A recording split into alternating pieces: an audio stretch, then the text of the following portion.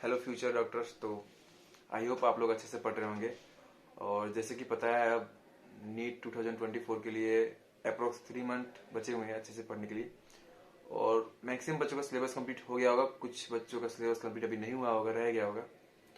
और ये तो आपको एक्सेप्ट करना ही होगा कि हर साल नीट एस्पिरेंट अप्रोक्स 23 लाख बच्चे अपियर करते हैं, बट सिलेक्शन कुछ का ही होता है। तो ये तो आपको एक्सेप्ट करना ही होगा। और आज हम दोनों टॉपिक की बात करेंगे जिनका हो गया है सिलेबस कंप्लीट, उनको अब ये 3 महीने में क्या करना है जिनका सिलेक्शन हो जाए और 650+ तो आराम से ला ही दे, कैसे कैसे स्ट्रेटेजी फॉलो करनी। और जिनका अभी सिलेबस कंप्लीट नहीं हुआ है, इस टॉपिक पे ही बात करें हम लोग। और मेरे साथ है सौम्य सिद्धार्थ, जिनका 690 एंड AIR 759 आया था 2023 में नीट में, और इसने अपना कोचिंग वगैरह पटना से किया था। तो आज मैं कुछ नहीं बोलूंगा, ये अपना मेरे तो 680 ही आया था सिर्फ। तो ये बताएगा कि लास्ट के 3 मंथ में इसने क्या क्या किया थे और आप लोगों को भी क्या करना चाहिए। तो स्वामी सिद्धार्थ कुछ बताना चाहोगे? तो पहले बात तो भाई गौतम ने जो बोला 690 680, तो ऐसा कुछ नहीं होता। जब तक तुम्हें गवर्नमेंट कॉलेज मिल रहा है किसी मार्क्स पे तो वो बढ़िया माना जाता है। ऐसा कुछ नहीं, गवर्नमेंट कॉलेज भी कुछ लिमिटेड बच्चों को ही मिला जाता है। तो ऐसा कुछ नहीं है कि 680 है 690 है, वो कुछ ज़्यादा डिफरेंस नहीं करता। जो कॉलेज आने के पहले लगता है थोड़ा ये कॉलेज वो कॉलेज, पर कॉलेज में आने के बाद सभी इक्वल हो जाता है। और दूसरा कि मैं बात करूं, अगर जो अभी 100 दिन के आसपास बचे हुए हैं नीट 2024 में, तो इसके लिए मैंने भी थोड़ा फियर होता है। मतलब जो एस्पिरेंट्स देने जा रहे हैं इस साल नीट की, क्या होगा। मतलब जिनका अच्छा मार्क्स आ रहा है उनको भी डर लगता है कि वो मेंटेन कर पाएंगे कि नहीं, और जिनका खराब आता है उनको भी लगता है कि क्या पता अगर मेरा मार्क्स नहीं इंप्रूव हुआ तो पहली बात तो आपको ये समझना होगा कि 100 दिन बहुत होता है। मतलब पर डे भी अगर आप एक नंबर के लिए भी फाइट करो, ऐसे तो नीट में तो एक नंबर मिलता नहीं है, इधर आपको +4 या -1 मिलता है। तो अगर आप हर दिन एक क्वेश्चन के लिए फाइट करो तो आप +4 गेन कर रहे हो। तो इस हिसाब से तो आप अभी भी अगर हर दिन एक क्वेश्चन को भी परफेक्ट कर लो तो आपको तो 400 मार्क्स ऐसे ही गेन हो रहे हैं। पर ये थ्योरेटिकल बात है, ऐसा मतलब मेजोरिटी जो स्टूडेंट होते हैं उनका तो मतलब पता चल जाता है कि किस रेंज में इस समय मार्क्स आ रहे हैं। तो अभी इस टाइम पे क्या होता है कि रादर देन आपको अपने मिस्टेक्स को एकदम परफेक्शन पे लाना, मतलब मिस्टेक को देख के सीखना होता है कि मतलब क्या गलती हो रही है, कहाँ पे आप लैग कर रहे हैं। क्या पता किसी रिपीटेड टॉपिक से ही ज्यादा बार गलती हो रही है, तो उन सब टॉपिक को जितना जल्दी हो सके आइडेंटिफाई करके दूर करने की जरूरत होती है। क्योंकि अक्सर ये देखा गया कि वही सब टॉपिक नीट में आते हैं और वो 2-4 क्वेश्चन मतलब लास्ट में खलता है कि काश वो देख लिए होते तो ऐसा होता। तो इसके लिए सबसे बेस्ट तरीका है कि लास्ट में आपको कितने भी नंबर आ रहे होंगे, नंबर डजंट मैटर। तो आपको टेस्ट भर भर के देने, मतलब पर डे एक टेस्ट दे दो, मतलब अल्टरनेट डे पे दे दो। लास्ट एक महीने में मतलब ऐसा करो कि पर डे एक टेस्ट हो सके तो 2-2 टेस्ट लगाओ। ऐसे क्या होगा कि आपको बहुत ज्यादा क्वेश्चन मिल जाएंगे, मतलब जो डाउट वाले क्वेश्चन होते हैं या फिर जो गलती होता है आपसे। तो गलती से डरना नहीं है लास्ट में, मतलब आपको ऐसा करना है कि अगर आपको 20 भी गलती हो रहे हैं और उसमें से अगर आपने 5-6 कोई परफेक्ट कर लिया तो मतलब मान के चलना है कि मतलब वही 5-6 से नीट में क्वेश्चन आने वाले हैं। क्योंकि जनरली जो आसान क्वेश्चन होते हैं नीट में उन्हीं को दिया जाता है, वही आते हैं नीट में अक्सर। तो इसमें ज्यादा चांस होता है कि जो आपके मिस्टेक हो रहे हैं वहीं से क्वेश्चन बनता है। क्योंकि लास्ट मोमेंट पे सारा कोचिंग जो आता है वो बेसिक्स, मतलब जो पैटर्न नीट NTA डालता है पेपर में उसी पैटर्न पे आता है क्वेश्चन। तो अगर सिर्फ आप मिस्टेक पे भी काम करें अपना तो आपके मार्क्स मतलब बिना कुछ किए इम्प्रूव हो जाएंगे। बस आपको सारा टेस्ट का एनालिसिस करना है प्रॉपर, और मिस्टेक वगैरह जो भी है उसको अच्छा से एनालाइज करना है। और मोस्ट इम्पोर्टेंट बात कि आपको सिली मिस्टेक्स जो होते हैं उन पर ध्यान देना है, और एक मिस्टेक्स की अलग से कॉपी बनानी है। वो फिजिक्स केमिस्ट्री बायो मतलब अलग अलग भी हो सकता है, फिर एक कॉपी को ही आप 3 सब पार्ट में करके बना सकते हैं। उसमें जैसे बायो के लिए मैंने बनाया था कि जैसे मैं टेस्ट देके आता था, तो बायो में जैसा कि आपको पता होगा कि लाइन से क्वेश्चन बनता है। तो जैसे जो क्वेश्चन मेरा गलती हुआ तो वो प्रॉपर पूरे लाइन को ही मैं उठा के उस कॉपी में लिख लेता था कि लास्ट तक जैसे मैंने 100 टेस्ट के आसपास दिए थे लास्ट 3 महीने में। तो वो 100 टेस्ट का क्या था कि अगर पर टेस्ट में मैं 5-6 लाइन करूँ तो मेरे पास अच्छा सा कलेक्शन हो गया था 100-150 लाइन का। तो मैं मतलब हर टेस्ट से पहले उन लाइनों को पढ़ के जाता था। तो मतलब ऐसा था कि लास्ट तक तो मेरे एकदम पेज नंबर के साथ याद हो गया था कि हाँ ये दूसरे पेज पे ये लाइन था। तो इससे बहुत हेल्प मिलेगा, आप भी ऐसा करें। तो उसमें क्या होगा कि जो भी डाउट है उसको आप अलग से लिख ले, पूरा लाइन ही आप लिखने की कोशिश करें, और उसमें जो पर्टिकुलर वर्ड है जिस कारण आपको गलती हो उसको हाईलाइट कर ले कि आपको ध्यान में रहे। और बाकी सिली मिस्टेक के लिए आपको जो पेपर होता है उसी पे आप कहीं मार्क कर ले क्वेश्चन पेपर पे कि इस क्वेश्चन में मेरा ये सिली मिस्टेक हुआ। जैसे फिजिक्स में बहुत सारा सिली मिस्टेक होता है कि मतलब माइनस प्लस आप छोड़ देते हैं फॉर्मूला में, तो उसको अलग से आप यूनिट वगैरह हो गया तो उसको आप अलग से मेंशन करके कहीं लिख ले। तो आप सिली मिस्टेक के लिए भी एक छोटा सा पेज बना सकते हैं कि हाँ इसमें ये गलती होता है ये गलती होता है। बायो में होता है नॉट एक्सेप्ट ऐसे करके जो क्वेश्चन होता है, इनकरेक्ट करेक्ट नॉट इनकरेक्ट, तो उन सबको अलग से एम्फेसाइज करके आप लिख सकते हैं। फिर जहाँ तक बात रही फिजिक्स की, तो लास्ट मोमेंट में फिजिक्स में ज्यादा कुछ करना नहीं होता 3 महीने में। जितनी फिजिक्स प्रैक्टिस करनी थी आप लोगों ने कर ही ली होगी, अब सिर्फ तो फॉर्मूला अब रिवीजन सिर्फ फॉर्मूला और रिवीजन करना थ्योरी पे है। ध्यान देना है। तो अगर आपने बना लिया फॉर्मूला शीट तो बहुत बढ़िया है, नहीं बनाया तो बहुत सारे कोचिंग आपको प्रोवाइड करते हैं वो, तो आप उसमें आप प्रिंट आउट निकाल के या फिर हार्ड सॉफ्ट कॉपी में आप उस पर एडिट करके आप यूज कर सकते हैं। और केमिस्ट्री में तो फिजिकल केमिस्ट्री मतलब 90% क्वेश्चन पीवाईक्यू ही आता है।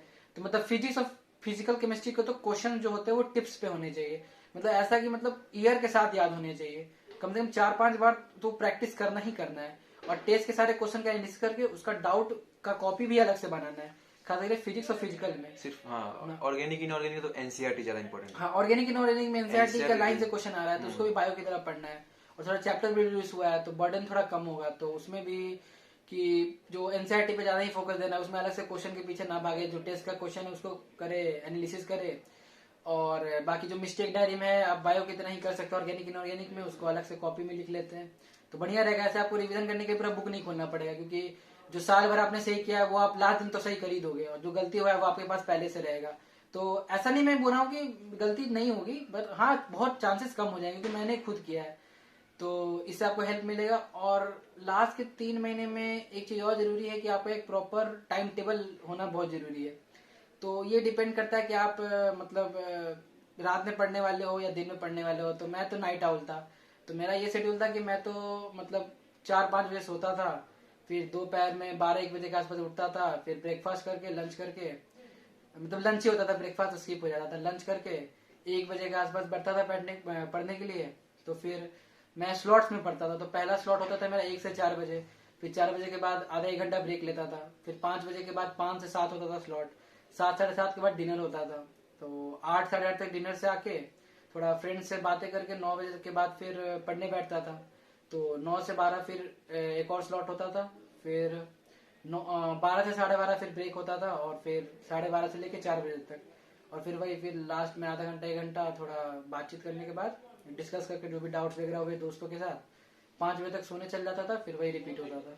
तो मैं ऐसा नहीं करा कि ये इसी को फॉलो कीजिए, मतलब आपके पास जो टाइम टेबल है उसको परफेक्टली फॉलो करें, क्योंकि अभी टाइम बहुत कम बचा है। तो हर दिन प्रॉपर एनालिसिस करना आपको, मतलब दिन में क्या किया आपने, आप टू डू लिस्ट बनाइए कि मतलब क्या क्या हुआ क्या क्या नहीं हुआ, और जो नहीं हुआ उसको अगले दिन मतलब आप कर सकते हैं कि हाँ ये नहीं हुआ तो अगले दिन कर देंगे। पर हाँ बनाइए, मतलब ऐसा नहीं कि नहीं हो रहा है तो छोड़ना है, मतलब थोड़ा थोड़ा भी करना है, क्योंकि something is better than nothing. आप कुछ नहीं कर रहे इससे बढ़िया आप कुछ थोड़ा मतलब एक्स्ट्रा एफर्ट डालिए। और जहाँ तक बात है नीट का, तो नीट में पीवाईक्यू से ही ज्यादा आता है, तो मैं तो ये कहूँगा कि पीवाईक्यू पे ज्यादा फोकस करें। बायो के पीवाईक्यू पे तो मतलब 15 के बाद तो मतलब बायो का 19 से 18-19 से आप लेके 23 23 तक जितना भी क्वेश्चन अगर आपसे बन रहा है तो नीट में ज्यादा चांस है कि बन ही जाएगा। फिजिक्स और फिजिकल केमिस्ट्री 36 ईयर का अच्छे से लगाओ। हाँ, और दूसरा कि जैसे बायो क्या होता है कि जैसे बार बार एक ही चैप्टर पढ़ने में थोड़ा बोरिंग लगता है, तो उसके लिए आप ये मैंने पर्सनली भी ये किया था। तो उसमें आप क्या कर सकते हैं कि जैसे आप पूरा एक चैप्टर को बार बार पढ़ने से ये होता है कि थोड़ा इंटरेस्ट लूज होने लगता है उसमें। तो उसके लिए आप ये कर सकते हैं कि रेदर देन पूरा चैप्टर पढ़ने के बजाय कि आप 4-5 चैप्टर को ले और उससे एक पर्टिकुलर टॉपिक जिसमें आपको दिक्कत आ रही है उसको आप पढ़े। ऐसे क्या होगा कि आप 4-5 टॉपिक पढ़ के एक चैप्टर कंपाइल कर लेंगे, और वो टॉपिक्स होंगे ना जिसमें आपको दिक्कत आती है, तो वो ज्यादा इफेक्टिव होगा रेदर देन कि आप पूरा चैप्टर पढ़ रहे हो, वो थोड़ा बोरिंग भी लगता है। तो मैंने यही किया था लास्ट 3 महीने में। और फिजिकल के लिए बता ही दिया, तो आप एक प्रॉपर टाइम टेबल बना ले, एटलीस्ट ये लास्ट 100 दिन जितने बचे हैं इसके लिए तो प्रॉपर एक टाइम टेबल बनना ही चाहिए, ताकि आपको बेनिफिट हो सके नीट में। और क्या ये था जिनका सिलेबस कंप्लीट हो गया उनके लिए 3 महीने। अब बात रही सिलेबस तो दोनों प्रॉपर बना सकते हैं, मतलब जिनका नहीं भी हुआ है या हुआ भी। जिनका सिलेबस कंप्लीट नहीं हुआ है उनको भी अलग से कुछ करना होगा, एफर्ट डालना होगा। तो मेन तो जिनका सिलेबस थोड़ा मोड़ा बच भी गया है किसी भी कारण से, तो मेन फिजिक्स में अब ज्यादा कुछ एफर्ट डालने से कुछ होगा नहीं। आप ज्यादा वन शॉट देख ले, उसके जो क्वेश्चन है वो कर ले और पीवाईक्यू टिप्स पे रखे। और ज्यादा बायो है तो बायो तो अभी बहुत टाइम है, मतलब 100 दिन में पर दिन में 2 दिन में आप एक चैप्टर कर रहे हो तो भी आपको लास्ट में ऐसे पढ़ना होगा, मतलब कि जैसे जो हाई वेटेड चैप्टर्स है उनको आपको पहले रखना होगा और बाकी सबको बाद में। और अभी 100 दिन है, आपको रिवीजन भी करना है, टेस्ट भी देना है, और चैप्टर कुछ इनकम्प्लीट है उसको भी करना है। तो आप मतलब वन शॉट देख सकते हैं, मतलब बहुत सारे यूट्यूब पे ऐसे चैनल्स है जो वन शॉट अच्छा पढ़ाते हैं, तो आप वन शॉट को देख सकते हैं। और नोट्स हो सके तो मेन इंपॉर्टेंट पॉइंट होता है कम से कम नोट्स बनाना, मतलब इसेंशियल है कि आप रिवीजन कर सके, वरना फिर 2-4 दिन बाद आपको लगेगा कि सब भूल गए, नया जैसा लगेगा।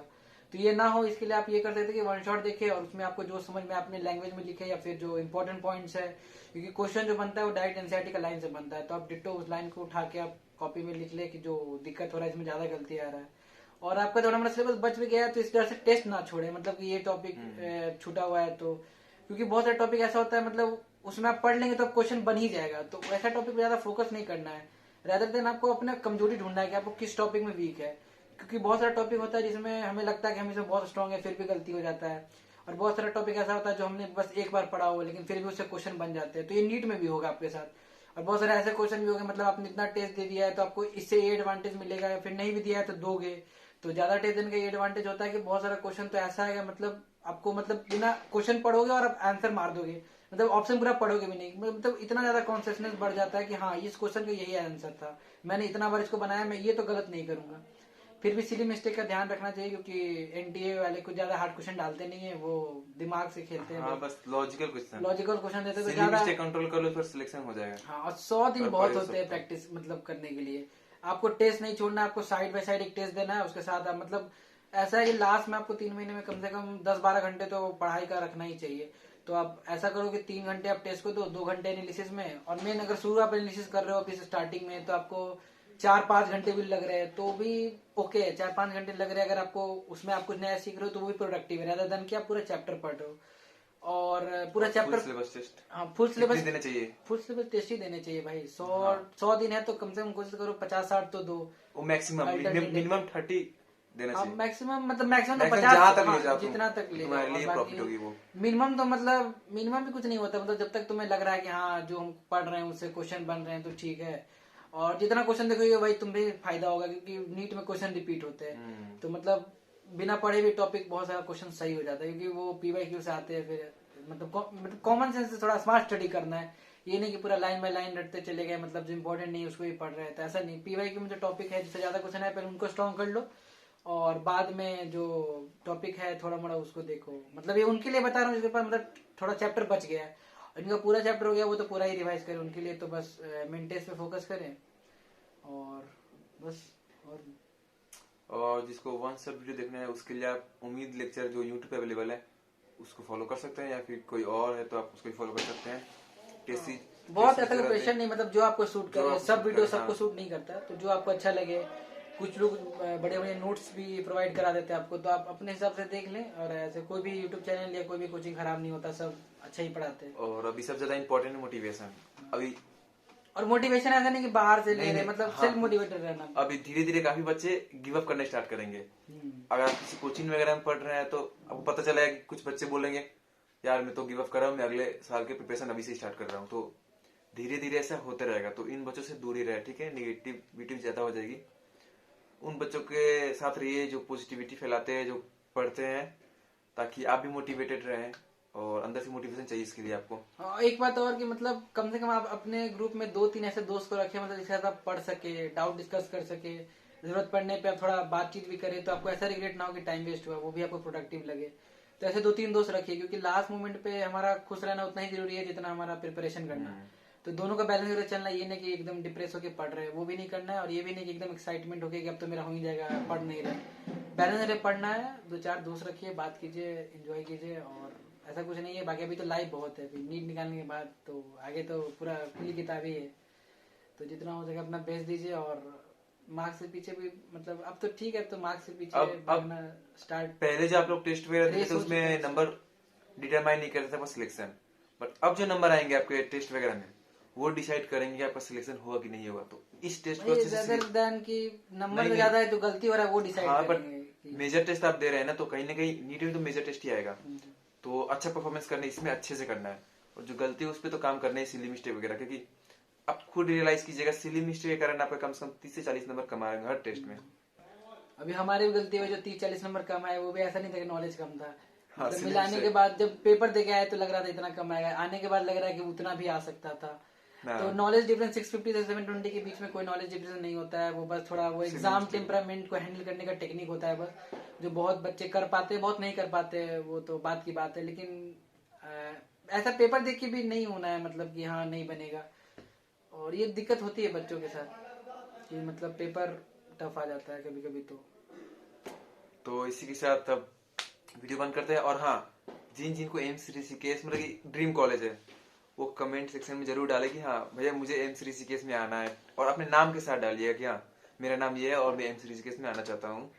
तो मैं देखता हूँ कौन कौन इसी साल तो आने वाले। आप लोग आई थिंक सितंबर तक आ जाएंगे ये लोग। पता नहीं है। हाँ, सितंबर तक आ जाएंगे। हम लोग भी सितंबर में ही आए थे। तो पढ़ाई अच्छे से करते रहें और अपने मन लगाकर एकदम 100% देना है। मतलब थोड़ा भी लापरवाही नहीं करनी है कि हाँ एग्जाम बाद लगे कि अरे यार थोड़ा सा मिस कर गया, और थोड़ा और एफर्ट दे दो। मतलब कि मैं चाहता हूँ कि आप 100% दो। इधर उधर नहीं जाना है, मोबाइल ज्यादा नहीं चलानी है, एग्जाम तक एकदम रगड़ दो, ठीक है, ताकि तुमको बाद में रिग्रेट ना हो कि हाँ थोड़ा सा सही रह गया मैं।